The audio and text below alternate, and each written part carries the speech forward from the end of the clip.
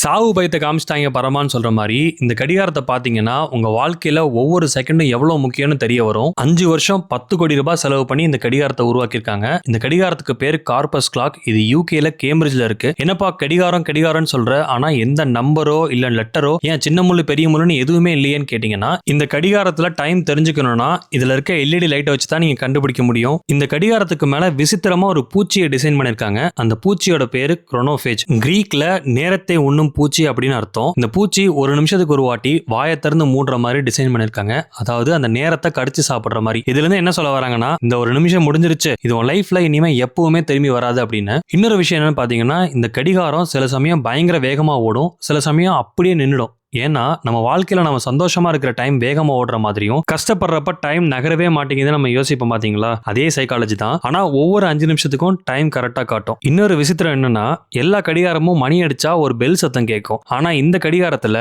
ஒரு சவப்பெட்டி மேல சுத்தியில வச்சு அடிக்கிற மாதிரியும் செயின் எடுத்துட்டு வர மாதிரியும் சத்தம் கேட்கும். ஏன்னா உங்க வாழ்க்கையில இன்னும் 1 மணி நேரம் குறைஞ்சிருச்சு, நம்ம மரணத்தை நோக்கி ஒரு அடி எடுத்து வச்சுட்டோம்னு நமக்கு ஞாபகப்படுத்துறதுக்காக. இந்த எலக்ட்ரிக் கெட்டில்ல தண்ணி சூடானதும் ஆட்டோமேட்டிக்கா ஆஃப் ஆகுற மாதிரி சுவிட்ச் இருக்கும் பாத்தீங்களா, அந்த சுவிட்சை கண்டுபிடிச்ச ஜான் டெய்லர் தான் இந்த கிளாக்கையும் கண்டுபிடிச்சிருக்காரு. இதை 2008 ஸ்டீஃபன் ஹாக்கிங் ஓபன் பண்ணி வச்சிருக்காரு. சோ நீங்க யூகே வரீங்க, கேம்பிரிட்ஜ் போறீங்கன்னா கண்டிப்பா இந்த கிளாக்கை பாருங்க.